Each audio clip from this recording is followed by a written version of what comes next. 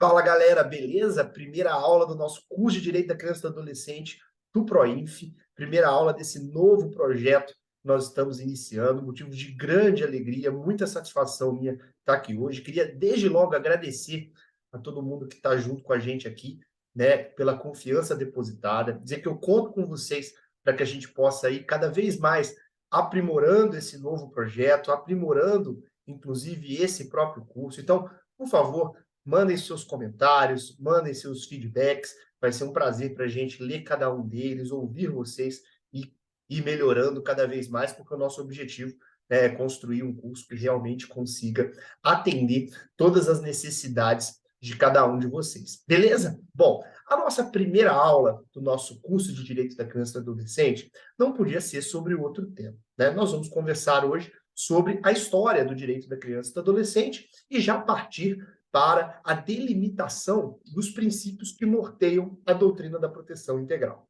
Bruno, em todas as disciplinas que eu vejo, o professor sempre resolve começar conversando sobre a história daquele ramo do direito. E essa é a parte que normalmente eu gosto de pular lá no meu livro, eu leio rapidinho, ou às vezes nem olho isso no caderno em todas as disciplinas. Eu acho isso muita enrolação. Bom, eu, pessoalmente, gosto da parte histórica sempre. Eu gosto de entender como os ramos do direito se construíram, como chegaram onde estamos, porque eu acho que a gente resolve muitos problemas através disso. Agora, especificamente no direito da criança e do adolescente, mesmo que você não goste disso, não faça isso. Porque no direito da criança e do adolescente, esse ponto específico da matéria é fundamental. Eu diria, inclusive, que do ponto de vista de organização dogmática da matéria, essa aula e a próxima aula são as duas principais aulas do nosso programa inteiro. Por que isso? Porque se você não consegue compreender adequadamente o porquê de estarmos ainda hoje vivendo alguns dilemas no direito da criança e do adolescente, você terá muita dificuldade para conseguir dar soluções para os grandes problemas atuais. A verdade é que muitos dos problemas que nós vivemos hoje são por uma má compreensão das viradas paradigmáticas que aconteceram dentro do direito da criança e do adolescente. Então você precisa compreender a lógica temporal do direito da criança para que no final das contas você consiga refletir não mais com a cabeça cultural que muitas vezes se impõe, mas sim com a verdadeira doutrina da proteção integral. Então, a aula de hoje e compreender essas dinâmicas históricas são fundamentais para compreender o direito da criança e do adolescente como um todo. Beleza? Vamos lá? Então, vamos conversar um pouquinho sobre a história do direito da criança e do adolescente e depois sobre os princípios norteadores da doutrina da proteção integral. Bom, quando a gente fala em história do direito da criança e do adolescente, eu quero pontuar com vocês que, para uma parte da doutrina, nós teríamos quatro grandes fases do direito da criança. Nós teríamos quatro grandes fases. Para uma outra parcela dela, nós teríamos somente três fases. Eu vou explicar por que que alguns entendem que nós temos quatro, porque outros entendem que nós teríamos somente três. Ah, Bruno, mas isso aparece em prova? Aparece. Não a discussão sobre quatro ou três, isso não. Mas essa discussão sobre como se deu essa evolução histórica, isso sim aparece em prova. Até mesmo, às vezes, em primeira fase. Mas, vamos lá. Vamos entender essa lógica da evolução histórica do direito da criança. Eu vou usar como base a corrente doutrinária que entende que nós temos quatro fases do direito da criança. Vou usar ela porque ela é aquela que estruturou, que é a visão de pensamento, é o pensamento do Paulo Afonso Garrido de Paula, que é um dos autores do ECA, que é membro do Ministério Público do Estado de São Paulo e é um dos autores do ECA. E no livro dele, o Paulo Afonso aponta que nós teríamos quatro grandes fases. Uma fase da absoluta indiferença, uma fase da mera imputação criminal, uma fase tutelar e uma fase da proteção integral. Essas quatro fases seriam as quatro grandes fases da evolução histórica do direito da criança. Para outros autores, nós não teríamos a fase da mera imputação criminal. Nós teríamos a fase da absoluta indiferença, seguida da fase tutelar e da fase da proteção integral. E quando eu for falar da fase da mera imputação criminal, eu explico por que alguns retiram essa fase de uma classificação em fases dessa evolução histórica. Mas olhando para a primeira, que todo mundo concorda que ela existe, aí a fase da absoluta indiferença.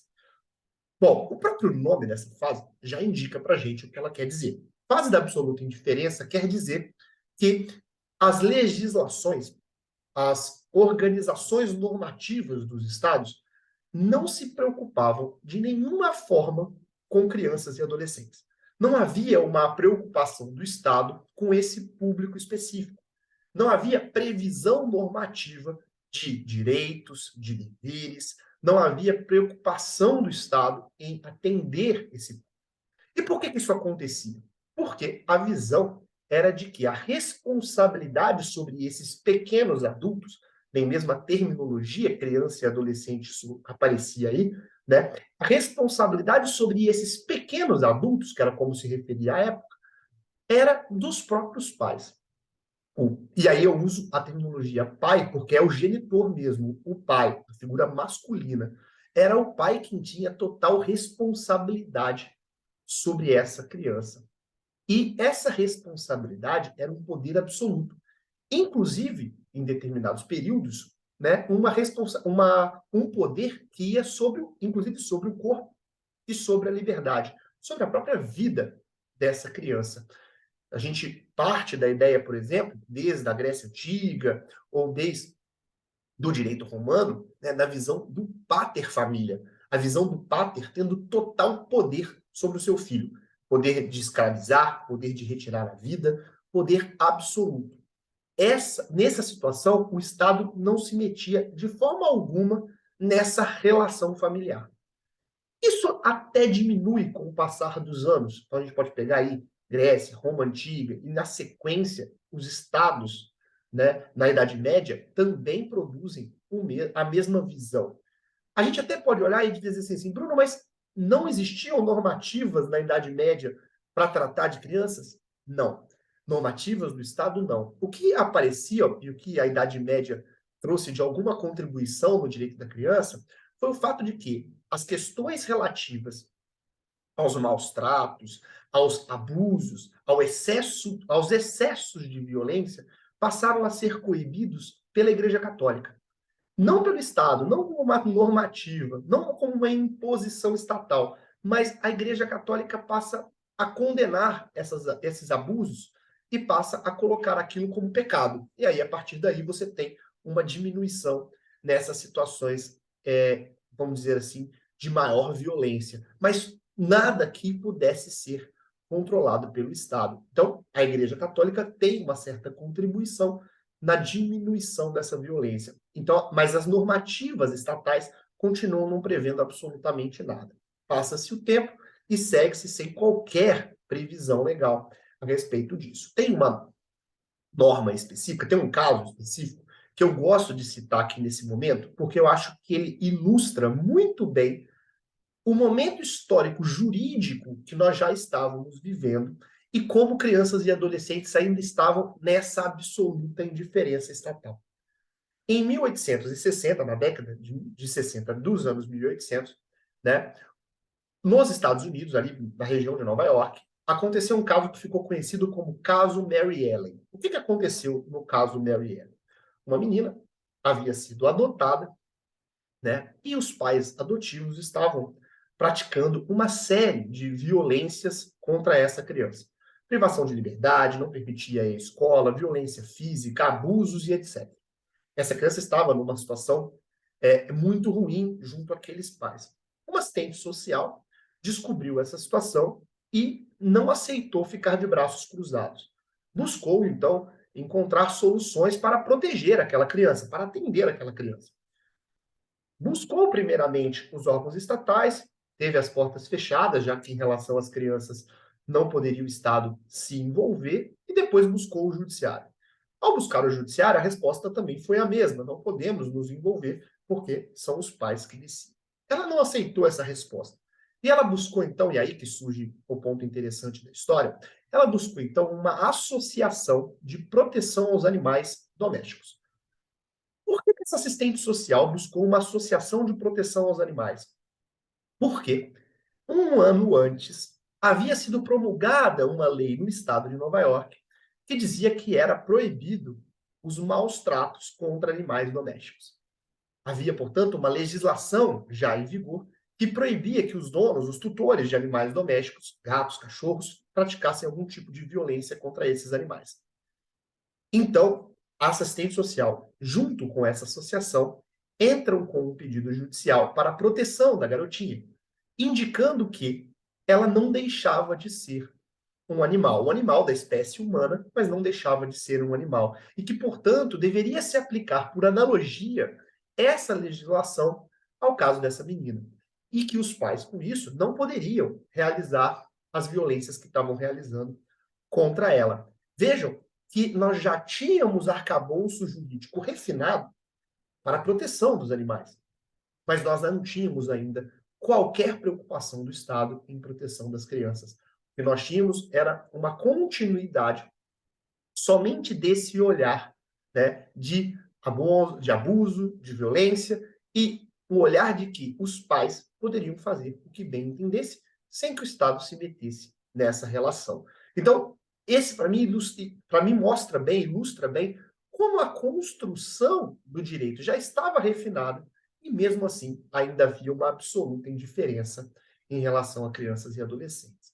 Isso se aplicava no Brasil também, a situação no contexto brasileiro não era diferente. Por exemplo, o Código Penal do Império indicava que se o pai matasse o filho em uma situação de correção, onde os pais estivessem, por exemplo, tentando educar o filho, mas chegasse ao ponto de, na violência, matá-lo, que esse pai não responderia a qualquer tipo de crime, né? Haveria aí, afastava-se ali a ilicitude da conduta. Veja que havia uma visão de que, em nome dessa educação, dessa correção, o pai poderia chegar ao ponto de matar o filho. Então havia realmente uma absoluta indiferença do Estado em relação à proteção de crianças e adolescentes, porque caberia ao pai essa função. Bruno, quando que isso começa a se alterar? Temos dois fatos históricos importantes que geram o início de uma mudança nessa situação. O primeiro fato que a gente pode citar é a Revolução Industrial. Com a Revolução Industrial, os pequenos adultos estão trabalhando nas fábricas como se adultos fossem. Trabalhando nas máquinas, trabalhando cargas horárias gigantescas, 16, 18 horas, né, em locais insalubres, em locais perigosos. E, é claro, os acidentes de trabalho eram muito comuns. E eram mais comuns ainda para esses chamados pequenos adultos. Afinal de contas, as máquinas eram pensadas para serem controladas por adultos e não por crianças. Então, nós temos um grande número de acidentes de trabalho, além de um grande risco para esse público, para essas cargas de trabalho excessivas. Então, começa, as primeiras legislações que surgem são legislações que vão tentar regulamentar exatamente uma forma de permitir o trabalho desses pequenos adultos de uma forma diferente. Então, as regulamentações da OIT são as primeiras que vão diferenciar o tratamento de crianças e de adultos. Depois, o segundo fato histórico que vai gerar uma mudança nessa situação de indiferença é a Primeira Guerra Mundial. E o que acontece na Primeira Guerra Mundial? Os pais, principalmente nós estamos falando aqui no contexto europeu, né, os pais e mães, mas principalmente os pais dessas crianças, estavam envolvidas na guerra. E com isso, eu tenho um grande número de crianças órfãs na Europa pós Primeira Guerra Mundial. E se essas crianças agora estão órfãs, significa que elas não têm mais os pais para regulamentarem, para gerirem a sua vida.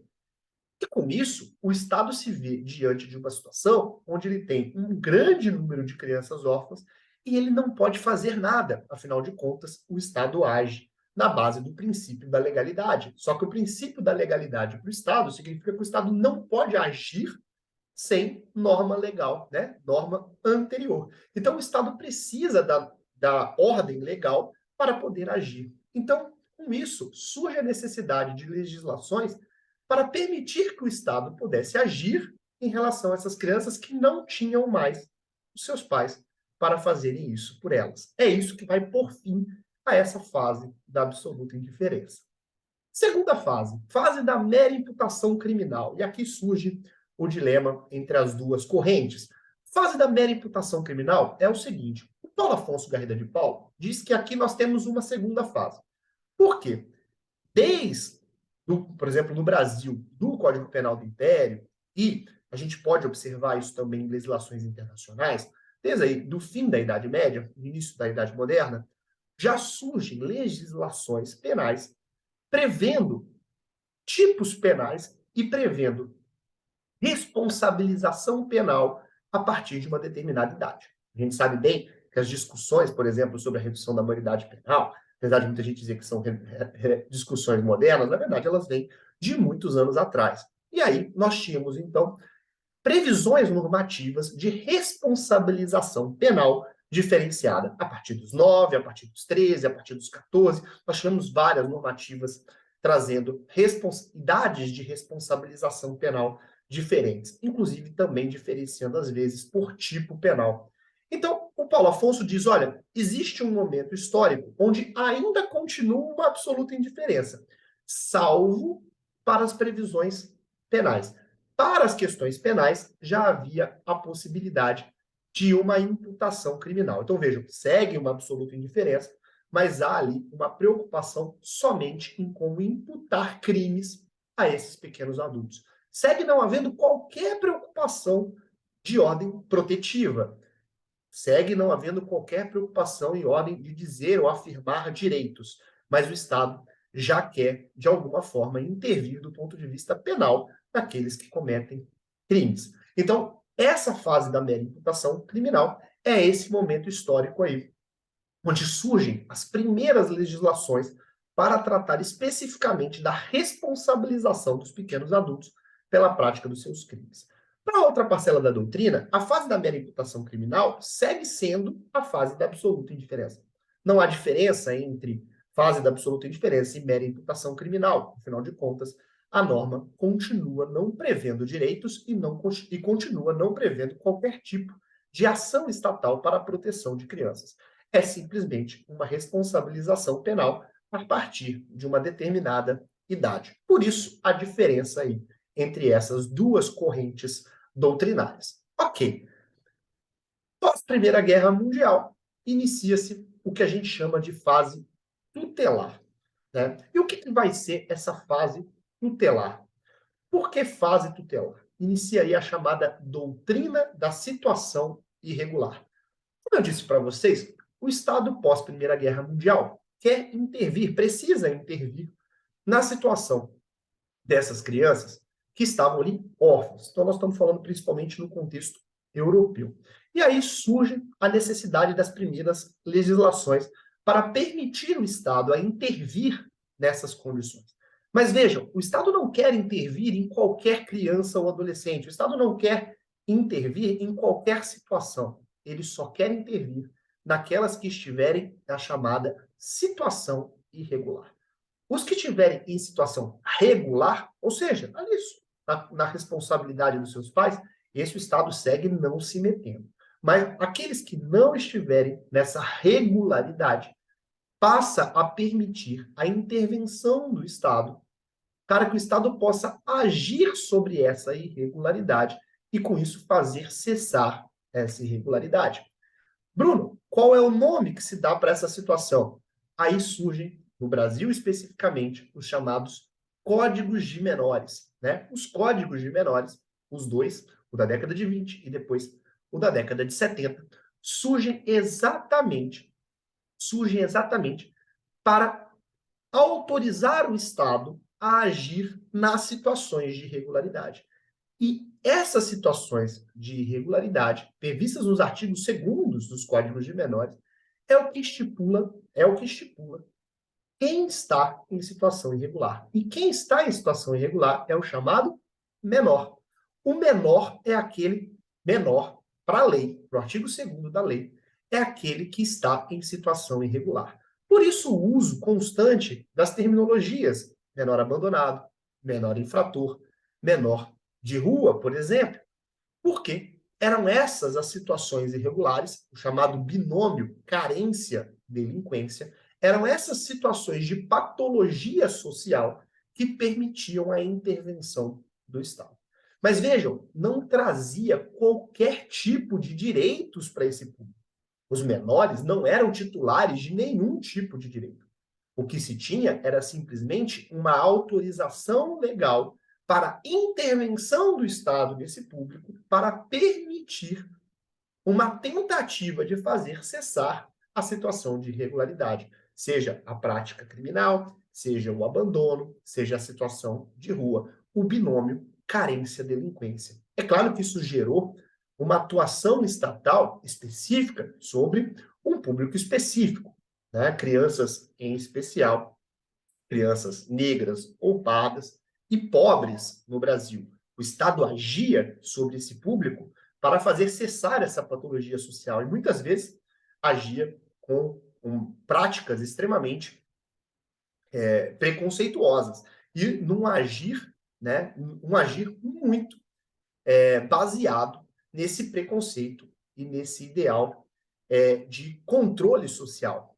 Esse agir estatal era um agir sem qualquer preocupação com direitos. Afinal de contas, os menores não eram titulares de direito, eles eram objetos de intervenção. E é a partir daí que o Estado agia sem qualquer preocupação com o devido processo legal, com o contraditório, ou qualquer outra estrutura de defesa. O importante era garantir o cessar da irregularidade. E isso era feito através das grandes instituições, como, por exemplo, a criação da FEBEM no Brasil. As intervenções, não importa se era uma situação de delinquência ou uma situação de carência, o agir do Estado era retirar a criança do seio familiar e inserir nas grandes instituições para que o Estado pudesse intervir sobre aquela irregularidade. Tudo isso sem qualquer preocupação com o devido processo legal. Os juízes, nessa época, tinham o poder não só jurisdicional, mas também um poder administrativo, muitas vezes, inclusive, agindo para a determinação ali de pequenas políticas sociais, mas todas elas voltadas para essa contenção da irregularidade. Tanto que esse juiz era chamado, o juiz do antigo juizado de menores, era chamado de juiz bom pai. Por que juiz bom pai? Porque a situação de irregularidade fazia com que o Estado precisasse substituir a posição do antigo pater família, precisava o Estado agir sobre essa situação de irregularidade, já que não havia mais o pai, e havia necessidade de, então, se colocar outro pai no lugar. E melhor do que o juiz, homem, médio, né, capaz dentro da estrutura, vamos pensar aí principalmente na década de 70 brasileira, contexto de ditadura militar, quem melhor do que o juiz nessa condição de homem, né, conservador, com a estrutura de pensamento da época e adequada, para decidir o que era melhor para esse menor. Então, o juiz bom pai era aquele que tomaria decisões, e basta a gente imaginar os contextos familiares, né? Nos contextos familiares, as decisões não são tomadas no devido processo legal, as decisões são tomadas com base no que o pai acha melhor para o filho. Então, nesse contexto de juiz bom pai, a ideia era o juiz decide o que é melhor para aquele menor, independentemente de devido processo legal, direitos ou contraditório. Então, esse juiz bom pai agia dessa forma. Inclusive, as audiências nas varas de família, as audiências eram chamadas, às vezes, de encontros de família. Era assim que, muitas vezes, as audiências eram indicadas nos juizados de menores. Por quê? Porque ali estaria promotor, juiz e, muitas vezes, setor técnico, algum psicólogo, assistente social, agindo e decidindo o que achavam melhor para aquela criança, sem qualquer preocupação processual. Isso na chamada doutrina da situação irregular, em todo um contexto, portanto, de visão de mundo baseado nessa objetificação da criança. Vejam que é por isso, inclusive, aqui eu preciso destacar isso, que o uso do termo menor é extremamente inadequado nos dias de hoje. Inadequado e pejorativo, porque menor faz essa referência às condições de carência ou delinquência que permitem um agir do Estado sobre essa pessoa como se um objeto de intervenção ela fosse. Então, menor, você está fazendo referência a essa condição de objeto. Por isso que você não deve usar menor na sua prova. O uso do termo menor nas provas hoje gera perda de ponto. Né? O candidato que escreve menor numa prova discursiva, por exemplo, perde ponto. né? Porque ele está indicando não só um desconhecimento do fato desse termo ser pejorativo, mas mais do que isso, ele está indicando que ele não conhece, né, que o termo menor, que era técnico no Código de Menores, não existe mais. Que o termo técnico hoje, do artigo 2º do ECA, é criança e adolescente. Bom, surge uma preocupação a nível mundial de necessidade de superação dessa fase. Nós percebemos que nós já estamos aí no fim da década de 70, a nível tanto brasileiro quanto internacional, e crianças ainda não tinham qualquer direito. Crianças não tinham nem mesmo possibilidade de se afirmarem com direito à vida. Não havia uma previsão normativa de qualquer tipo de direito para essas pessoas. Então, surge uma preocupação internacional da necessidade de alteração desse contexto. E aí começa, né, as primeiras redações aí do que viria a ser, na década de 80, a Convenção Internacional de Direitos da Criança. E há uma grande mobilização na esfera internacional e também na esfera nacional de necessidade de superação dessa doutrina da situação irregular e do início da afirmação de crianças e adolescentes como sujeitos de direito. Tanto que a Convenção Internacional de Direito da Criança será aquela com o maior número de signatários no âmbito internacional. Isso desemboca no Brasil, na hora da Constituição de 88, esse debate está, né, muito intenso na esfera internacional, isso surge também na esfera nacional, no contexto da Constituição Federal de 88, com grande mobilização da sociedade civil, que consegue incluir, então, na Constituição de 88, o artigo 227 da Constituição. E o artigo 227 da Constituição será aquele que dará início no Brasil à chamada fase da proteção integral, conhecida também como doutrina da proteção integral. E aí, então, para a gente organizar essas ideias e partir do que mais me interessa dentro desse momento, indicar a mudança de paradigma da situação irregular para a proteção integral. Precisa ficar muito claro para vocês o fato de que nós tivemos um giro hermenêutico, um giro dogmático importantíssimo dentro do direito da criança e do adolescente. Nós saímos da visão de uma doutrina da situação irregular para uma da proteção integral. Então, vejam, a situação irregular, ela estava baseada, estruturada, nessa ideia de que não era voltada a todas as crianças. Havia uma clara divisão do público infantil em crianças em situação irregular e crianças em situação regular. Essa divisão colocava com que o Estado só olhasse para aquelas que estivessem em uma irregularidade. E isso não significava que elas eram titulares de direito. Pelo contrário, era sobre elas que havia uma autorização legal para o agir estatal. Para o agir estatal sobre esse objeto de intervenção. Então, havia essa visão de necessidade de intervenção. Ok. Aí, passamos para a chamada doutrina da proteção integral. E a estrutura da doutrina da proteção integral, que surge no Brasil com a Constituição de 88, na esfera internacional com a Convenção Internacional de Direito da Criança de 1989, e depois sedimentada no Estatuto da Criança e do Adolescente de 1990, essa estrutura passa a dizer, não há mais uma divisão em situação regular ou irregular. O que nós temos é crianças e adolescentes como sujeitos de direito. Passa a haver uma grande afirmação de que crianças e adolescentes são sujeitos e titulares de direitos. E que podem exigir a efetivação desses direitos em relação ao Estado, à sociedade e à família, como diz o artigo 227 da Constituição Federal. É a partir daí, e vejam, do ponto de vista histórico, como isso é novo. É só a partir de 1988 que eu posso afirmar que crianças e adolescentes são titulares de algum tipo de direito no Brasil e no mundo.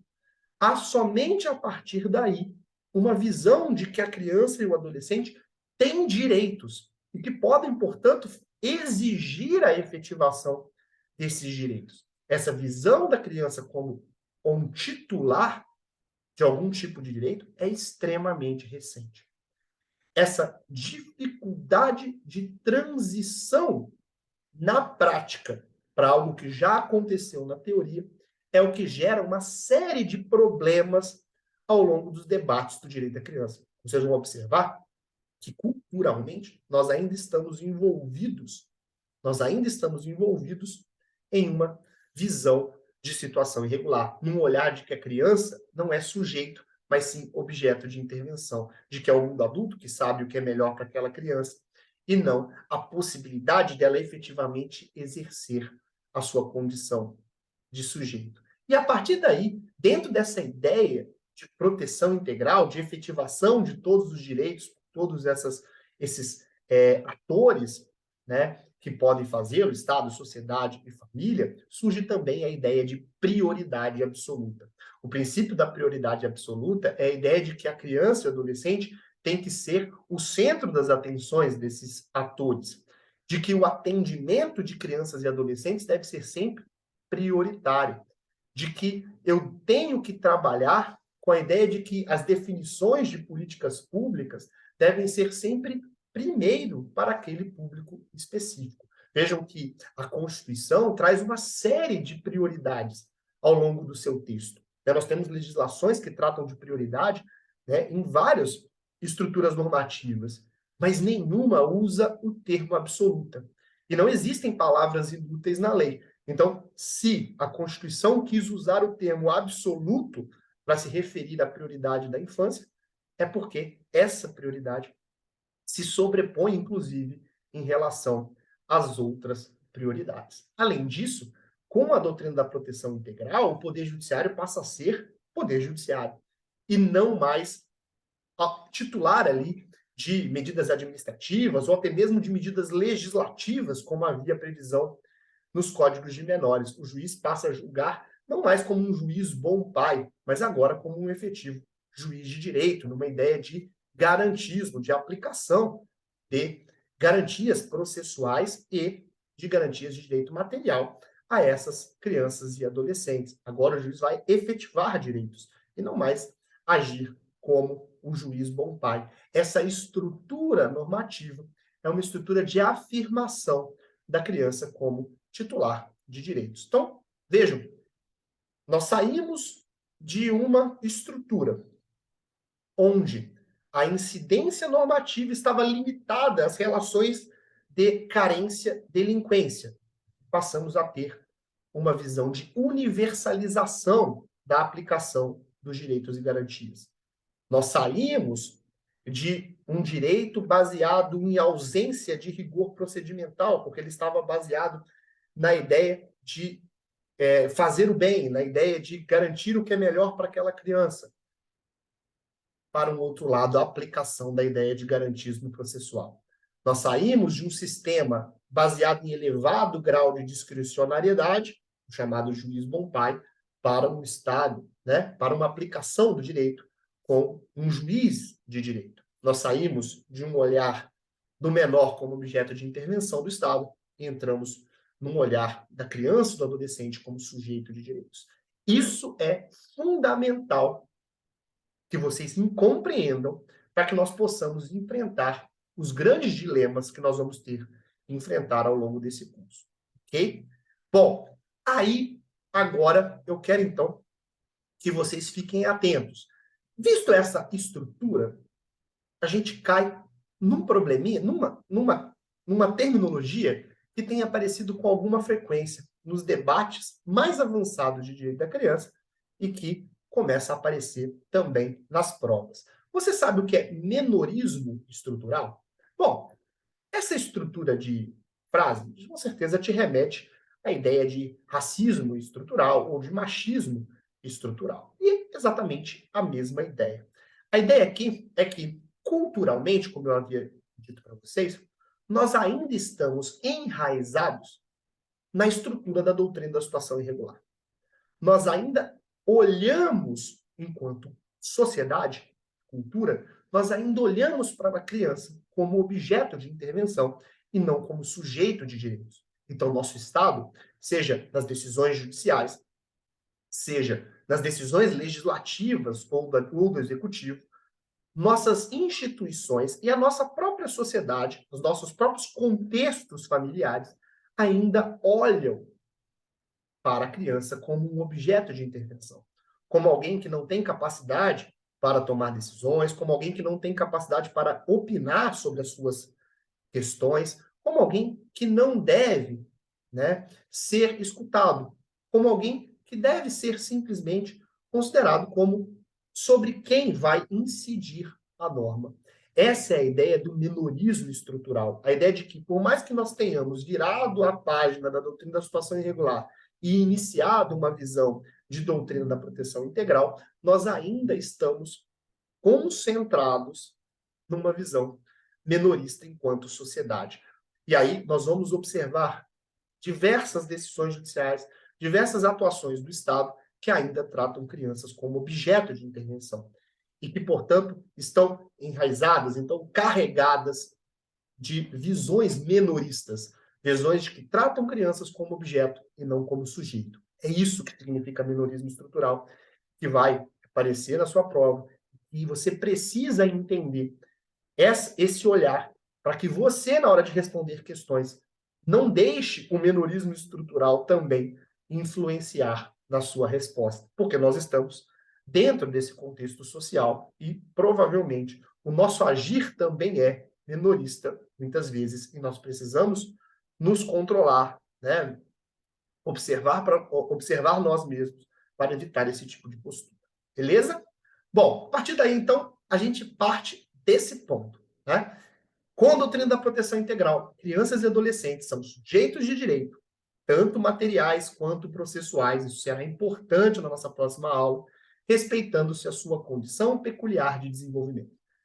Crianças e adolescentes, sujeitos de direito, materiais e processuais. Sujeitos de direito significa ter direito a todos os direitos, sejam aqueles materiais ou processuais, como qualquer outra pessoa, e respeitando-se ainda a sua condição peculiar de desenvolvimento. O que significa essa condição peculiar de desenvolvimento, Bruno? Significa que crianças e adolescentes, pelo seu momento de desenvolvimento, terão em relação a elas uma discriminação positiva. Aquela ideia de igualdade material, de tratar os iguais igualmente e os desiguais desigualmente, eu vou aplicar aqui para dizer, olha, eu vou dar à criança mais direitos em algumas situações, porque ela ainda está em desenvolvimento. Eu vou tratá-la diferente, porque ela merece por estar em um estágio de desenvolvimento diferente. Então, eu vou ampliar os direitos dela. Por isso, discriminação positiva, porque eu vou agir para ampliar direitos e não para restringir direitos.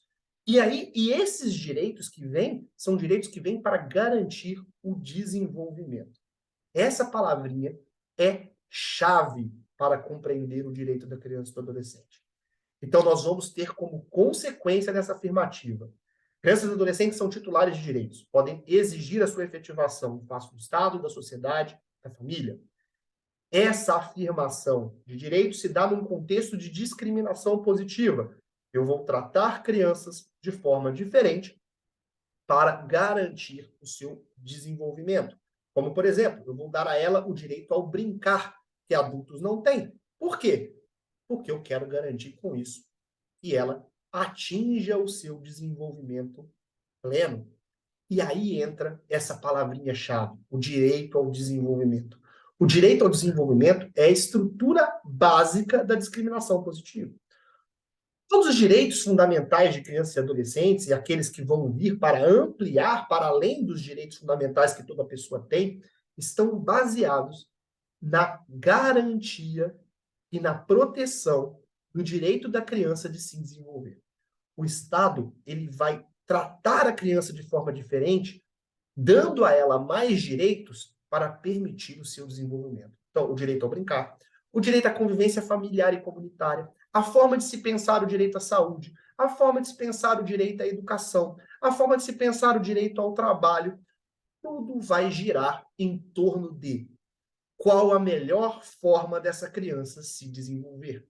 Qual é a interpretação do direito que garante maior proteção ao desenvolvimento? Porque Tudo, no final das contas, em direito da criança, é garantir que essa criança tenha todas as aptidões para atingir a fase adulta da melhor forma possível, para que todas as suas potencialidades possam ser efetivadas. Isso é a ideia de direito ao desenvolvimento. Essa é a estrutura do direito da criança. Permitir esse direito ao desenvolvimento de forma ampla, integral. É essa a ideia do direito da criança. É nisso que eu quero que vocês foquem bastante. Porque isso resolve muitos problemas que nós vamos ter nos debates de saúde, de educação, de convivência familiar, de atos infracionais. Isso precisa ficar claro para vocês. Ok? Bom, e aí, para a gente finalizar a nossa aula de hoje, eu trago um quadro sistemático que está no livro do professor Paulo Lepre, do professor Rogério Sanches e do professor Luciano Rossato. Eu gosto dele porque ele ilustra bem. Tá? E ele ilustra bem a estrutura principiológica que está prevista no artigo 100, parágrafo único do ECA, e que que a gente pode trabalhar com eles para compreender a estrutura normativa da doutrina da proteção integral no Brasil. Como norma superior, que nós vamos chamar aqui de postulado normativo, usando a terminologia do professor Humberto Ávila, né? Como um postulado super normativo, Bruno, eu não gosto da divisão do método, eu gosto de trabalhar só com princípios e regras. Ok, tudo bem. Então seria aqui um super princípio, ou um princípio com uma carga de abstração ainda maior. Nós teríamos como principal norma o interesse superior da criança e do adolescente. Essa é a norma que dita a interpretação como completa. O que é, no mínimo, contraditório, porque boa parte da doutrina critica de forma bastante intensa a inclusão do interesse superior como um princípio dentro do ECA. Essa inclusão só se deu em 2009 e boa parte da doutrina criticou bastante essa inclusão.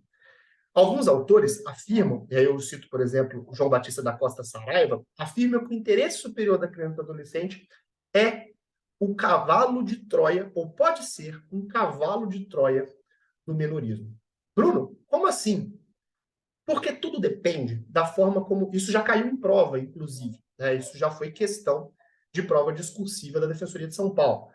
O interesse superior da criança e do adolescente, por que ele pode ser um cavalo de Troia do menorismo?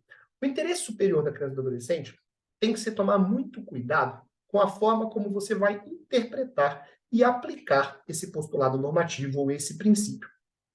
Por que disso?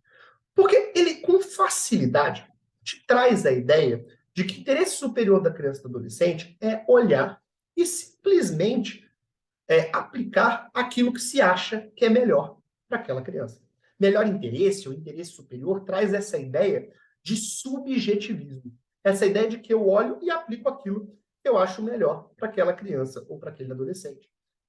E se nós fizermos isso, nós estamos, de novo, tratando a criança como objeto de intervenção. Nós estamos, quanto ao mundo adulto, olhando e dizendo o que deve acontecer para ela, independentemente dos seus direitos e garantias.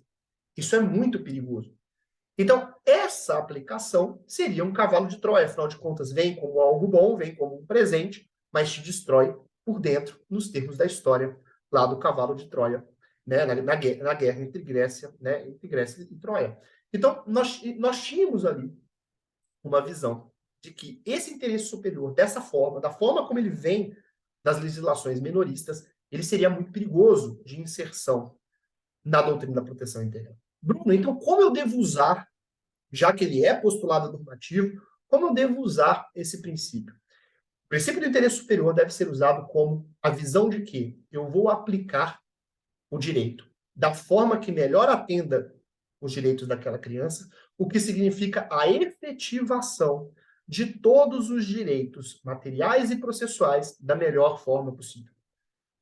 Interesse superior nunca é uma carta em branco para se retirar direitos sob pena de se cair no menorismo estrutural. O interesse superior de criança e adolescente é um mecanismo para ampliação de direitos, nunca para restrição de direitos. O agir será para ampliar direitos, nunca para restringir direitos. É assim que nós vamos trabalhar com a efetivação e ampliação de direitos. É assim que, ao longo das aulas de direitos fundamentais, eu vou mostrar para vocês o uso do interesse superior para efetivação de direitos, nunca para restrição de direitos. Depois nós temos dois metaprincípios, o da proteção integral e o da prioridade absoluta, ou seja, proteção de todos os direitos de forma prioritária. Depois, nos princípios derivados, nós vamos ter a condição da criança e do adolescente como sujeito de direitos, a responsabilidade primária e solidária do poder público. Bruno, o que significa aqui essa responsabilidade primária e solidária? Significa o seguinte: os três entes federados, União, Estados e municípios, têm responsabilidade primária e solidária para efetivação de políticas públicas para crianças. Bruno, isso quer dizer, então, que eu posso exigir de forma primária e solidária, ou seja, diretamente, de qualquer ente, a efetivação de um direito fundamental de crianças. Saúde, educação, assistência social, eu posso exigir diretamente de qualquer um dos entes, porque a responsabilidade é primária e solidária. No caso específico da educação, nós temos algumas exceções. Afinal de contas, existe uma divisão constitucional de responsabilidades em matéria de educação. Mas isso a gente deixa para discutir melhor lá na aula de educação. Terceiro princípio derivado, nós temos a privacidade, a ideia de que as coisas que envolvem crianças e adolescentes devem ficar, né, num campo mais privado, numa proteção mais privada. Por isso que os processos correm em segredo de justiça, é por isso que nós não vamos ter a exibição ou mostrar crianças e adolescentes em programas de televisão, né, quando, por exemplo, envolvem ato infracional. Depois, nós temos aquilo que, para mim, é uma das coisas mais importantes em termos de princípios norteadores da doutrina da proteção integral. Nós temos o princípio da intervenção precoce, o princípio da intervenção mínima e o princípio da proporcionalidade e da atualidade. Quero que vocês façam a leitura desses princípios de uma forma conjunta. Como assim, Bruno? Significa, pessoal, que o agir do Estado, vejam que a mudança da doutrina da situação irregular para a doutrina da proteção integral é muitas vezes um debate sobre como o Estado vai agir sobre crianças e suas famílias. Mudança de paradigma é muitas vezes para dizer o Estado não pode fazer o que bem entender. O Estado não pode agir sobre uma situação que ele considera de patologia social e fazer o que ele bem entender ali. Crianças e famílias têm direitos. E esse agir do Estado sobre essas pessoas deve ser um agir regulado. Então, nesse momento, como será feito esse agir? O que regula esse agir do Estado? E do ponto de vista principiológico, são esses princípios aqui que vão ditar como esse agir do Estado deverá acontecer. Significa que a intervenção será precoce, mínima, proporcional e atual. Precoce significa que o agir do Estado deve ser preventivo, deve ser um agir para evitar violação de direitos. Mínimo significa que o Estado deve agir com um mínimo de carga intervencionista necessária. O Estado vai agir só dentro da necessidade. Mas vejam, apesar de ser um agir preventivo e apesar de ser um agir mínimo, essa escolha sobre a melhor forma de agir deve ser sempre proporcional aos riscos de violação de direito. A intensidade da intervenção será quanto maior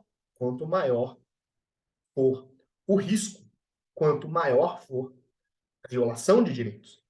A proporcionalidade me indica a carga de intensidade dessa intervenção. É mínima, mas não no sentido de ser sempre leve. É mínima no sentido de ser a mínima necessária para conter o risco. Afinal de contas, é dever do Estado evitar a violação de direitos de crianças e adolescentes, já que tem que ser preventivo ou precoce. E, por último, a intervenção deve ser atual. O que quer dizer aqui essa atualidade? Isso é fundamental quando a gente for discutir acolhimento, quando a gente for discutir medida socioeducativa. Atual significa que o agir estatal deve levar em consideração a condição da criança no momento da aplicação da medida, no momento da intervenção. Isso é uma grande dificuldade para o judiciário. Porque produzir informações sobre o momento da criança para a tomada de decisão naquela hora é muito difícil. O Estado, muitas vezes, na condição de poder judiciário, toma decisões com informações pretéritas. E as coisas na vida de uma criança mudam muito rápido. Então, às vezes, aquele agir será baseado em informações que não mais subsistem. E, com isso, o agir será uma nova violação de direitos. Então, o Estado deve se preocupar em tomar decisões num contexto atual, para que a escolha da mínima intervenção e proporcional intervenção seja uma escolha adequada à realidade da criança naquele momento. Surge aqui, por exemplo, e a gente vai falar mais sobre isso mais para frente, mas surge aqui, por exemplo, as audiências concentradas. Porque as audiências concentradas permitem que os órgãos da rede de proteção narrem em audiência o que está acontecendo com aquela família naquele momento, permitindo que as decisões sejam tomadas de forma mais célere. Então, esse é o contexto do princípio da atualidade. Sétimo princípio, o princípio da responsabilidade parental, ou seja, o Estado deve deixar que a responsabilidade para a tomada de decisões sejam primordialmente parentais. A gente vai ter debates sobre isso nas questões envolvendo saúde, vacinação obrigatória, por exemplo, depois na questão do ensino domiciliar. Oitavo, prevalência da família. A escolha da intervenção, lá no 4, 5 e 6, a escolha da intervenção deve levar em conta que a ideia é manter a criança na sua família natural, se não possível, na sua família extensa. Ou seja, prevalece a manutenção da criança no seu seio familiar. E, por fim, outros dois que eu também gosto de trabalhar em conjunto: a obrigatoriedade de informação, a oitiva obrigatória e a participação. Isso aqui é a estrutura do devido processo legal dentro da doutrina da proteção integral. É a aplicação da ideia de devido processo legal dentro da doutrina da proteção integral, que foi tantas vezes abandonada pela doutrina da situação irregular, que não se preocupava com garantias processuais, e que a doutrina da proteção integral precisa incluir. E aqui se inclui, pessoal, tanto para as famílias quanto para as crianças. Obrigatoriedade de informação, oitiva obrigatória e participação é tanto para crianças quanto para as suas famílias. E o que você enxerga quando você olha para esse 9 e para esse 10 em conjunto? Isso aqui nada mais é do que o princípio do contraditório. O princípio do contraditório na sua, tripla dimensão. Quando a gente olha para uma visão do contraditório em 3 dimensões, a gente lembra que contraditório é capacidade de informação, reação e efetivamente influenciar na construção da decisão judicial. Isso que é contraditório. Informação, reação e capacidade de influenciar na formação da decisão judicial. Vejam, o 9 é obrigatoriedade de informação, ou seja, crianças e famílias devem ser informadas do que está sendo pensado, do que está sendo construído, dos processos que existem em relação à vida delas. 2, famílias e crianças devem ser ouvidas.